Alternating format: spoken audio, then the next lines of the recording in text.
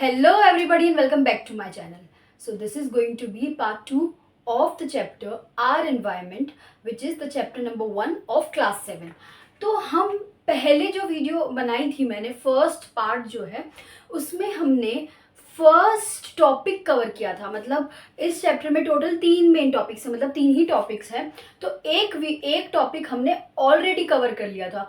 आज जो है इस वीडियो में हम डिस्कस करने वाले हैं नेचुरल एनवायरनमेंट पे, ठीक है। और फिर बचता है हमारा ह्यूमन एनवायरनमेंट।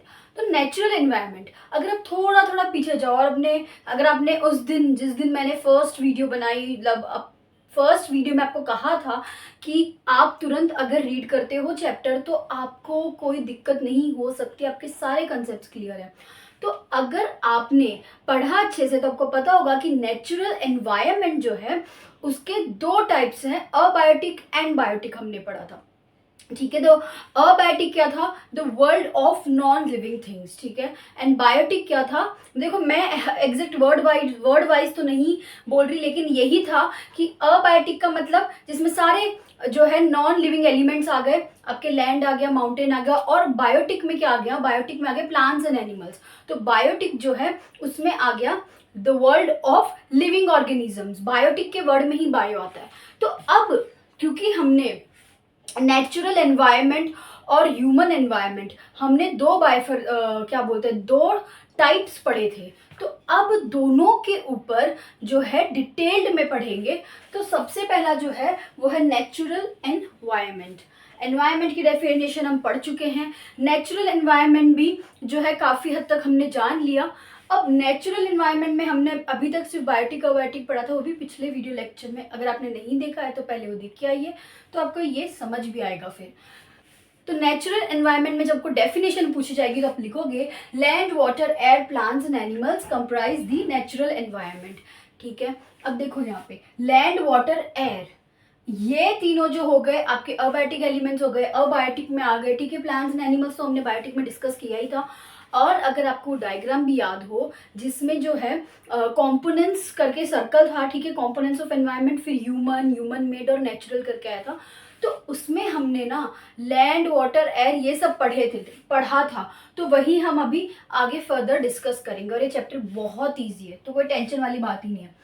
अब नेचुरल एनवायरनमेंट का पहले वाली वीडियो में ये देखा था कि it refers to both biotic and abiotic conditions existing on earth. चलो ये इतनी नोट करने वाली बात नहीं है, ये सिर्फ आपको पहली वीडियो का थोड़ा सा याद दिलाने के लिए जो है मैंने खाली ब्रैकेट में लिखा है, वरना आपको डेफिनेशन पे तो ये लिखना है कि नेचर में भाई क्या क्या आ गया, land water air plants and animals comprise the natural environment. ये सारी चीजें मिलकर नेचुरल एनवायरनमेंट जो है बनाती है। अब नेचुरल एनवायरनमेंट के टाइप्स पढ़ें तो सबसे पहले हाइड्रोस्फीयर, एटमॉस्फेयर, लिथोस्फीयर। अब आपको ये क्लास 6 में भी पढ़ा होगा तो आपको याद होगा, लेकिन इसे हम और अच्छे से पढ़ेंगे कि हाइड्रोस्फीयर मतलब वाटर, अब एटमॉस्फेयर मतलब एयर हो गया। ये सारे डोमेन्स हैं, ठीक है। अब जो है इन तीनों को सेपरेटली पकड़ के चलेंगे और कवर करेंगे। सबसे पहला लिथोस्फीयर होगा। आई होप आपको इतना समझ आया हो। तो चलिए पहले हम फर्स्ट डोमेन के बारे में पढ़ते हैं, लिथोस्फीयर, ठीक है। नाम कितना भारी, लिथोस्फीयर। तो इसका मीनिंग क्या है कि it is the solid crust और hard top layer of the earth. अब यहाँ पे मैं ड्रॉ तो जैसे लाइक बहुत ही रफ ड्राइंग करके आपको बता दूं, थोड़ा सा, इतना परफेक्टली तो नहीं। अब जैसे ये अर्थ है, बहुत ही क्यूट सा एकदम छोटा सा। अब यहाँ पे आप ये समझ लीजिए जो अर्थ का आधा ले लेते हैं अर्थ को, क्योंकि क्या है कि अपन को पूरे का काम भी नहीं है, अभी इतना ही एक्सप्लेन कर दूंगी मैं। और वैसे ना आप फोटोज़ देखिए, बहुत सारी फोटोज़ आपको गूगल पे मिलेगी, आपके टेक्स्ट बुक में भी होगी। तो यहाँ पे इतना ही समझाने का मतलब था। वैसे क्रस्ट के ऊपर बहुत डिटेल्ड में, पर अभी जितना चैप्टर में गिवन है उस हिसाब से हम आगे बढ़ते हैं। तो जैसे ये समझ लो हार्ड पार्ट लेयर, देखो हार्ड टॉप लेयर बोलो, सॉलिड क्रस्ट का मतलब, अच्छा क्रस्ट का मतलब क्या होता है, हार्ड पार्ट होता है किसी भी चीज का। तो आप है ना उसको 2 ही नाम से याद रखोगे, it is the solid crust और hard top layer of the earth. Top layer मतलब ये अर्थ का टॉप लेयर है और ये हार्ड है और इसे सॉलिड क्रस्ट भी कहा जाता है। और देखो क्रस्ट है ना बहुत सारी प्लेट से बनी, अर्थ की ना बहुत सारी प्लेट्स होती है और वो अलग अलग जगह से अरेंज होती है। और जब भी अर्थक्वेक आता है तो वो प्लेट्स का ही बैलेंस जो है गड़बड़ होता है तो अर्थक्वेक आता है। अभी ये जो है ना डिटेल में आप पढ़ोगे तो आपको पता चलेगा कि इसमें भी कितना डीप में समझाया गया है कि अर्थ की प्लेट्स जब शेक करती है बहुत सारे कारणों से तो अर्थक्वेक आता है। तो मतलब यही कहने का मतलब था कि लिथोस्फीयर जो डोमेन के बारे में पढ़ रहे हैं, इट इज सॉलिड क्रस्ट और hard top layer of the अर्थ। ये पार्ट सॉरी सर में घूम रहा है। hard top layer of the earth, this hard top layer is made up of rocks and minerals and covered by a thin layer of soil. अब हमने ये तो पढ़ लिया कि अर्थ का ऊपरी जो हिस्सा है उसको लिथोस्फीयर कहते हैं। वो बना किससे है? वो बना है रॉक से और मिनरल से। ठीक है, बहुत सारे रॉक्स है, टाइप्स ऑफ रॉक्स है, बहुत सारे मिनरल्स भी पाए जाते हैं। यहाँ पे एक दो मिनरल्स नहीं, काफ़ी मिनरल्स पाए जाते हैं। और आप ये भी देखोगे कि अब अगर इंडिया में अगर आप बात करो तो कुछ कुछ जगह पे जो है, अगर जो कहते हैं कि वहाँ पे अगर माइनिंग करते हैं और तो वहाँ पे ज़्यादा मिनरल्स पाए जाते हैं एज कम्पेयर टू कुछ और जगह। ठीक है, तो हर जगह मतलब जो ऊपर की जो टॉप लेयर है ना अर्थ की, उधर मिनरल्स तो है पर अलग अलग तरीके से डिस्ट्रीब्यूट हुए गए हैं और मिनरल्स भी बहुत सारे हैं। मिनरल्स में कोल, पेट्रोलियम और भी सारे मिनरल्स आ गए। तो ये सारे हमारे लिए बहुत ही इंपॉर्टेंट रिसोर्स कंस्टिट्यूट करता है। तो हो गई ना कितनी बड़ी बात की एनवायरनमेंट ने हमें कितना बड़ा रिसोर्स दे रखा है, लैंड भी। एंड लैंड किससे बना है? मिनरल से। ये जो है लिथोस्फीयर किससे बना है? मिनरल से और रॉक से। और कवर्ड किससे है? थिन लेयर ऑफ सॉइल से। ठीक है, हमने ये तो देख लिया कि किधर प्रेजेंट है, किससे बना है, किससे कवर है। 3 क्वेश्चन का आंसर हम दे चुके हैं, बहुत अच्छी बात है। थर्ड पॉइंट है it is an irregular surface. Obviously देखिए आप हर कोई लैंड को आप स्ट्रेट नहीं समझ सकते हो क्योंकि आपकी जो लिथोस्फीयर, आपकी जो लैंड है, अब देखो ये क्या हो गया कि अब ये जो मेरा है ये लिथोस्फीयर की लेयर हो गई। ठीक है, अब यहाँ पे मेरे माउंटेन्स भी आ सकते हैं, फिर यहाँ पे जो है मेरे प्लेट्यूज भी आ सकते हैं, यहाँ पे जो है प्लेन्स भी आ सकते हैं, वैलीज भी प्रेजेंट है। तो कुल मिला के मेरा कहने का मतलब ये है कि ये जो इरेग्युलर सरफेस है, ठीक है, और ये किससे कवर्ड है? सॉइल से कवर्ड है। इसके अंदर प्रेजेंट क्या है? मिनरल्स और रॉक्स प्रेजेंट है। और ये है क्या? ये एक सॉलिड क्रस्ट है, ठीक है, और hard top layer of earth है। तो कभी कभी ड्राइंग बना के भी कैसे भी समझो पर मजा आएगा समझने में। अभी देखो it is an irregular surface, irregular surface हो गया। बहुत सारे लैंड फॉर्म्स है, लैंड फॉर्म्स, ठीक है, लैंड के ऊपर जो है बहुत सारे तरह तरह के जो है हम देख सकते हैं लैंड फॉर्म्स, जैसे mountains, plateaus, plains and valleys. अब यहाँ पे देखो वैलीज क्या होती है, आपने कभी देखा होगा कि 2 बड़े बड़े माउंटेन या हिली रीजन के बीच में से लो साइड से अगर आप कभी ऐसे माउंटेनियस रीजन में जाते हो और अगर आप अपने जो है कार और किसी ट्रैवलिंग के मतलब एक आप बस में जाओ या कैसी भी आप ट्रैवलिंग करते करते जाते हो तो आपको पता है ऐसे ऐसे ऐसे रास्ता होता है। तो आप समझ लो 2 बड़े बड़े पहाड़ और उसके बीच में जो है नीचे डाउन साइड जो है रोड निकल रही है, वहां से पानी भी निकल रहा है, तो उसे वैली कहा जाएगा। So low land between 2 mountains और hills which often has a river flowing through it, उसे वैली कहते हैं। तो कुल मिलाकर जो है लिथोस्फीयर पे जो बहुत सारे लैंड फॉर्म्स भी पाए जाते हैं, mountains, plateaus, plains, valleys etcetera. अभी सिर्फ लिथोस्फीयर के 3 ही पॉइंट कवर किए हैं, 4th 5th भी जो है बाकी है।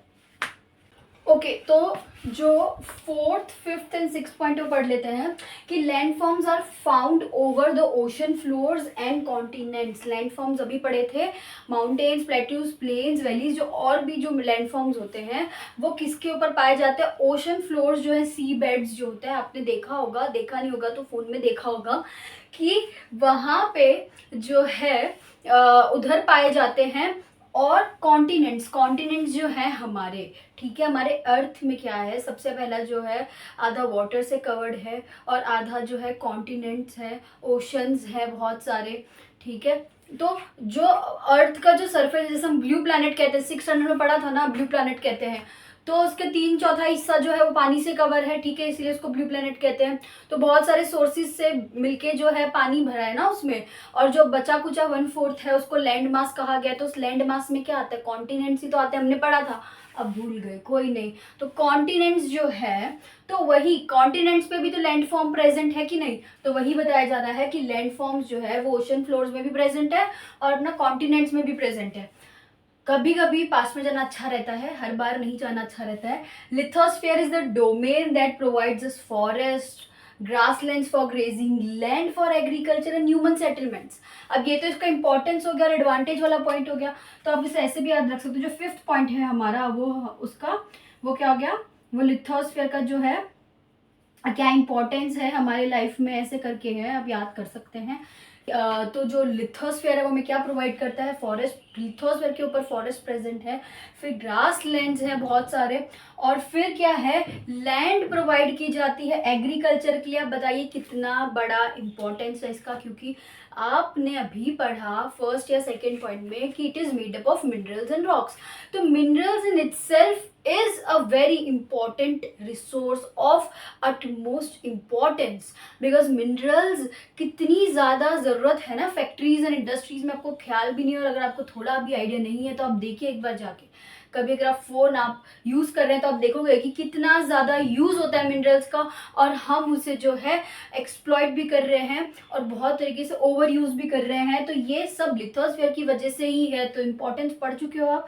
So it is a source of mineral wealth and it is also of utmost importance for human settlement, क्योंकि हम कहाँ रह रहे हैं, हम हवा में तोड़ नहीं रहे ना, हम लिथोस्फीयर मतलब जो लैंड प्रोवाइडेड है वहाँ रह रहे हैं, और वही लैंड में एग्रीकल्चर होता है, वही ग्रास लैंड्स, फ्लावर्स, ट्रीज उगते हैं। तो ये कुल मिला के लैंड इज वेरी असेंशियल। तो जो सबसे पहले आपने फर्स्ट वीडियो में एक छोटी सी लाइन पढ़ी थी कि environment provides us land for settling, air to breathe, water to drink, मतलब ये सारी जो चीज़ें, छोटी छोटी चीज़ें, छोटी छोटी नहीं मतलब आई एम सो सॉरी, ये जो रिसोर्सेज जो है आपने छोटे से बॉक्स में जो पढ़ा था, ये एक एक वर्ड की जो चीज़ें, से याद रखो, आप वर्ड्स को पकड़ो, आपको पूरा चैप्टर याद हो जाएगा। ओके, तो ये जो है 6 पॉइंट्स है, अच्छे से याद कर लेना। अब आगे बढ़ते हैं। अब देखिए सेकेंड डोमेन जो है अपना हाइड्रोस्फीयर। अब यहाँ पे देखिए, जो हाइड्रोस्फीयर है उसका मतलब क्या है कि the domain of water is referred to as hydrosphere.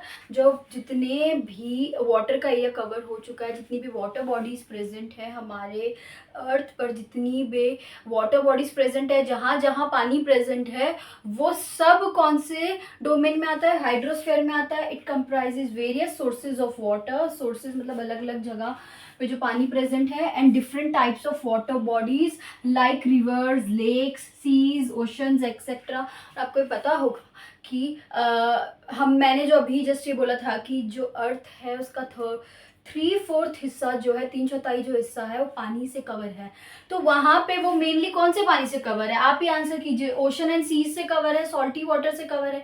तो ये भी वाटर बॉडी में आ गया। और अपने पास सबसे जो मिनिमम कह सकते हैं परसेंटेज में प्रेजेंट है वो है फ्रेश वाटर, जो हमारे डिफरेंट सोर्सेज में अवेलेबल है। आधा ग्लेशियर्स में अवेलेबल है, अंडरग्राउंड में अवेलेबल है। जो फ्रेश वाटर है वही रोज जो है एक्सप्लॉइट हो रहा है, वही जो है ओवर यूज हो रहा है उसका। तो इसीलिए हम कहते हैं सेव वाटर। बाकी हमारे पास ये तो आप खुद ही लॉजिक लगा सकते हो कि 3/4 जो है वो अर्थ जो है पानी से कवर है। फिर आपको ही मन में क्वेश्चन आना चाहिए, तो आप खुद ही इस चीज़ का आंसर करो, क्योंकि सॉल्टी वाटर है, बहुत ज़्यादा मात्रा में जो है सॉल्ट प्रेजेंट है, और बहुत ही कम परसेंटेज है जो फ्रेश वाटर है, और कहीं कहीं मिलता है वेल्स में अपने। फिर अंडरग्राउंड लोग जो है रेन वाटर हार्वेस्टिंग भी करते हैं राजस्थान के एरिया में और बहुत सारी जगहों में। अभी मैं आपको एक्स्ट्रा नॉलेज इसलिए दे रही हूँ कि आपको ये पता होना चाहिए हर चीज़ जो है ना, बुक की भी, उसके अलावा भी जो है थोड़ा अवेयर होना चाहिए हमें। Okay, it is essential for all living organism. तो देखिए यही 3rd पॉइंट इंपॉर्टेंस का गया। इसमें लास्ट पॉइंट सबका इंपॉर्टेंस का होगा कि लिथोस्फीयर का भी क्या इंपॉर्टेंस है भाई। ये हमारा सोर्स है, ऑफ मिनरल्स, ठीक है। और यही जो चीज़ है ये हमारे लिए एसेंशियल है, पानी के बिना जीवन नहीं है। पर लिथोस्फीयर भी उतना ही इम्पॉर्टेंट है, बट वाटर के बिना हम नहीं जी सकते। वैसे ही एटमॉस्फेयर जो है अभी पढ़ेंगे, इसे देख लीजिए आप अच्छे से। ओके, तो हम पढ़ते हैं थर्ड डोमेन, एटमॉस्फेयर, ठीक है। नाम तो सुना ही होगा, atmosphere is a thin layer of air that surrounds the earth. अब यहाँ पे देखिए हमारा जो अर्थ है, अब हम ब्लू कलर से लिखेंगे तो ज़्यादा बेटर रहेगा। अर्थ जो है, अर्थ, सॉरी ये मैंने क्या कर दिया, ये अर्थ जो है उसको एक थिन लेयर ने सराउंड करके रखा है। हम इसको इससे बता देते हैं क्योंकि एटमॉस्फेयर जो है बहुत प्रोटेक्ट करती है हमें, तो हम ग्रीन शील्ड बता देते हैं। थिन लेयर जो है, ठीक है, ये थिन लेयर है, समझ लीजिए। तो earth is covered, earth is surrounded by a thin layer of air, उसे हम बोलते हैं atmosphere. So the atmosphere is a thin layer of air that surrounds the earth. अब the gravitational force of the earth holds the atmosphere around it. अब atmosphere की जो thin layer है वो हवा में उड़ रही, मतलब ऐसे ही नहीं है, उसको पकड़ के रखा है, मतलब जो वो है हमें प्रोटेक्ट कर रही है। कैसे कर रही है थर्ड फोर्थ पार्ट में बताऊंगी। बट जो ये हमारे आसपास है अर्थ के, तो उसका कारण क्या, उसका कारण एकमात्र कारण यही है, सॉरी एक one and only, gravitational force of the अर्थ।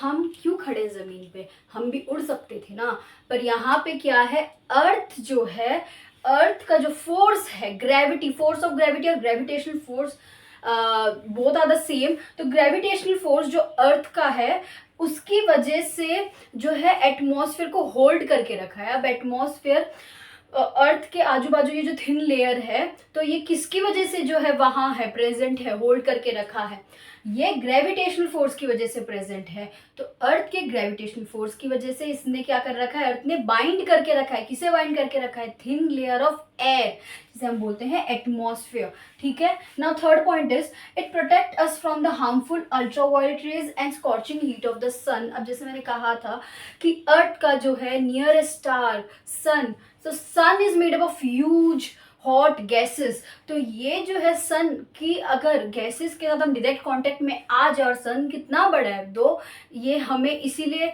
छोटा दिखता है क्योंकि अर्थ और सन के बीच में डिस्टेंस है, वरना तो वो ऑब्वियसली बड़ा ही है और बहुत सारी हॉट गैसेस से बना है। तो जो सन है वो अल्ट्रा वायलेट रेज जो है रिलीज करता है, और सन की जो ये रेज है ये हमारे अर्थ पे पड़े उससे पहले हमें कौन प्रोटेक्ट कर लेता है, एटमॉस्फेयर। तो इसीलिए हमें सन की वो जो इंटेंसिव हीट है ना वो नहीं महसूस होती। और सन की जो बहुत स्कॉचिंग हीट, अभी देखो अभी हमें धूप तो लगती है, हम उसको अवॉइड नहीं कर सकते, लेकिन जो बहुत कम से कम इसे जो कह सकते हैं इसका असर कम कर दे वो एटमॉस्फेयर है। पर ये जो चीज़ है अब क्यों बढ़ती जा रही इन सालों में, क्योंकि एटमॉस्फेयर की जो लेयर है वो पल्यूट होती जा रही है, ठीक है। आपको भी पता है कितने सारे रीजन है पल्यूट होती जा रही, machineries, factories, vehicles, automobiles, and हमारे जो एसीज हैं वो जो रिलीज करते हैं क्लोरोफ्लोरोकार्बन्स, ये सारी चीज़ें एयर को एकदम ना सोफिस्टिकेटेड बना रही है। अब यहीं पे फोर्थ जो पॉइंट है वो पढ़िए। अब it consist of a number of gases, dust and water vapour. अब एयर जो है ना बहुत सारी गैसेस से बनी है और उन सबका परसेंटेज अलग अलग है, ठीक है। तो नाइट्रोजन, ऑक्सीजन, कार्बन डाइऑक्साइड, ये सारे जो पर्टिकुलर है ना गैसेस हैं, और भी बहुत सारी गैसेस हैं। तो जो एटमॉस्फेयर है थिन लेयर ऑफ एयर, ये इन सारी गैसेस से बनी है, सबका परसेंटेज अलग है। और फिर इसमें कुछ डस्ट पार्टिकल्स भी है, वो तो ऑब्वियसली होंगे ही। एंड देन वाटर वेपर है। तो आई होप आपको ये पॉइंट समझ आया हो। एक और पॉइंट है, इसी के आगे कंटिन्यू करेंगे। ओके, जो फोर्थ पॉइंट है, the changes in the atmosphere produce changes in the weather and climate. मतलब कि एटमॉस्फेयर के जो चेंजेस हैं, ठीक है, एटमॉस्फेयर के जो चेंजेस हैं वो डायरेक्टली प्रोपोर्शनल, या कह सकते हैं उसका डायरेक्ट रिलेशन है किसके साथ, वेदर के साथ और क्लाइमेट के साथ, ठीक है। किसमें चेंजेस, एटमॉस्फेयर में। अब कैसे, देखिए एटमॉस्फेयर ना मैंने कहा था किससे बना है, डस्ट से बना है, गैसेस से बना है। और वाटर वेपर से, ठीक है, और भी चीज़ों से। तो एटमॉस्फेयर के जो चेंजेस हैं वो डायरेक्टली किससे अफेक्ट करते हैं? वेदर को और क्लाइमेट को। अगर एटमॉस्फेयर अब गैसेस से बना, अब कुछ ऐसी गैसेस होती है, सपोज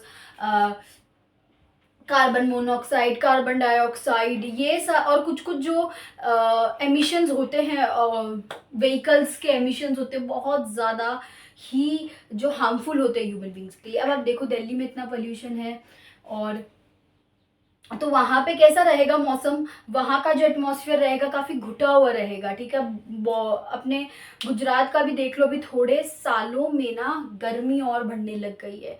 तो क्या इससे क्या पता चलता है? अपने इतना अर्बनाइजेशन हो रहा है, इंडस्ट्री सेटअप हो रही है, बिल्डिंग्स बिल्डिंग्स बन रही, सबको जो है सेटल होना है सिटीज़ में। तो उसकी वजह से क्या हो रहा है? अभी डे बाय डे एटमॉस्फेयर में चेंजेस आ रहे हैं। तो एटमॉस्फेयर में चेंजेस आने से क्या होता है?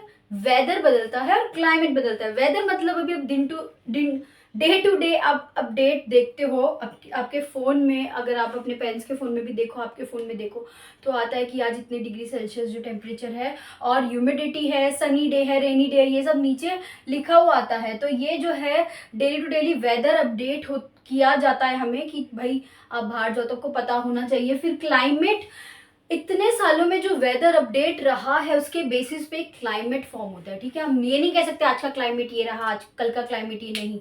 वेदर होता है वर्ड यूज। अगर आपको आज और कल मतलब डेली बेसिस पे बात करनी तो आप वेदर वर्ड यूज करेंगे। और क्लाइमेट तो कई सालों बाद जो एक फॉर्म होता है या चेंज होता है, मतलब एक जगह का इतने टाइम से वेदर क्या रहा है उसके बेसिस पे क्लाइमेट होता है। अब यहाँ पे देखिए सूरत में एक टाइम पे जो है, मैं एग्जांपल जस्ट ले रही हूँ कि यहाँ का कि मतलब अब देखते होंगे किसी टाइम पे फिक्स था कि इसी टाइम पे बारिश होगी, इसी टाइम पे जो है सर्दी होगी, गर्मी होगी। अब गर्मी एक्सटेंड हो रही है, बारिश कम हो रही है, बारिश ज़्यादा हो रही है, सब वो सब जो भी है चीज़ें बदल रही है। तो उसकी वजह से क्या हो रहा है? क्लाइमेट जो है पहले कुछ और था, अब कुछ और है, क्योंकि डे टू डे चेंजेस हो रहे हैं एटमॉस्फेयर में, और इसीलिए डे टू डे वेदर में चेंजेस हो रहे हैं। इसलिए कई साल के बाद वो जगह जो है या तो और कह सकते हैं गर्मी से बढ़ती जा रही है, या उसमें और जो है उस जगह का क्लाइमेट जो है और अच्छा होता जा रहा है और बिगड़ता जा रहा है। ऐसे ऐसे चेंजेस जो है आते रहते हैं। बट ये किस पे डिपेंड करता है? ये पूरा पूरा एटमॉस्फेयर पे डिपेंड करता है। ओके, बायोस्फीयर जो है पढ़ते हैं। अब ये आपने पढ़ा भी होगा, हम फिर पढ़ा देते हैं कि it is the narrow zone of the earth where the land, air, water interact with each other to support life. इसका मतलब बहुत इजी है कि आपने अभी इंडिविजुअली पढ़ा, lithosphere equals to land, atmosphere equals to air, hydrosphere equals to water. अब ये तीनों जो है, ये तीनों डोमेन्स जहाँ मिल रहे हैं, जहाँ पे लाइफ पॉसिबल। अब आप ही बताइए, इन तीनों से एक भी चीज़ हटा दो तो क्या लाइफ, चलो तीन, इन तीनों से अगर आप एक भी चीज़ हटा दो तो कहीं लाइफ पॉसिबल है? अगर आप लिथोस्फेयर, एटमॉस्फेयर और हाइड्रोस्फेयर में से हाइड्रोस्फेयर हटा दो तो क्या लाइफ पॉसिबल है? सिर्फ लिथोस्फेयर एटमॉस्फेयर के साथ। फिर लिथोस्फेयर हटा दो तो एटमॉस्फेयर, मतलब कोई भी चीज़ जो है ये तीनों जो है, इन तीनों से एक भी चीज़ एलिमिनेट नहीं की जा सकती। इन तीनों के साथ ही जो है लाइफ जो है एग्जिस्ट करती है, ठीक है। तो इन तीनों के इंटरेक्शन के बिना there is no life on earth. अब यहाँ पे आप देखिए, इसमें जो वर्ड लिखा है कि it is the narrow zone of earth where the land, air and water interact with each other to support life. इसका मतलब ये है कि अगर आप एटमॉस्फेयर ले लीजिए, ठीक है, फिर आप लिथोस्फेयर को हम ग्रीन से थोड़ा सा जो है हम दिखा देंगे, ये हो गया हमारा लिथोस्फेयर, और उसके बाद फिर एटमॉस्फेयर को रेड से दिखा देंगे, ठीक है। तो अब यहाँ पे देखिए ये जो तीनों इंपॉर्टेंट चीज़ें हैं, अब हमारा ये बायोस्फीयर कहलाता है, क्योंकि इन तीनों के प्रेजेंस से ही जो है, बहुत ही अजीब सी जो है ड्राइंग के थ्रू समझाए, लेकिन यही समझाने का मतलब था कि ना यहाँ पे ना यहाँ पे ना यहाँ पे, इन तीनों के साथ, इनके इंटरेक्शन के साथ ही जो है हम इसे बायोस्फीयर कहते हैं, और उसके बिना जो है लाइफ पॉसिबल नहीं है। Plant and animal kingdom together make biosphere of the living world. Plants and animals से एक भी चीज़ अब हटा दो, नहीं पॉसिबल है इसके बिना, ठीक है। प्लांट्स एंड एनिमल्स दोनों के प्रेजेंस के साथ ही, तो उन दोनों के किंगडम मतलब उनके जो ग्रुप है, flora, fauna, human beings, living organisms, ये सभी के प्रेजेंस और इनके जो है साथ रहने से ही जो है बायोस्फीयर बनता है और लाइफ पॉसिबल है। ओके, मिलते हैं हम अब तीसरी वीडियो में विद इकोसिस्टम। हम इकोसिस्टम पढ़ेंगे। ओके, तब तक के लिए बाय।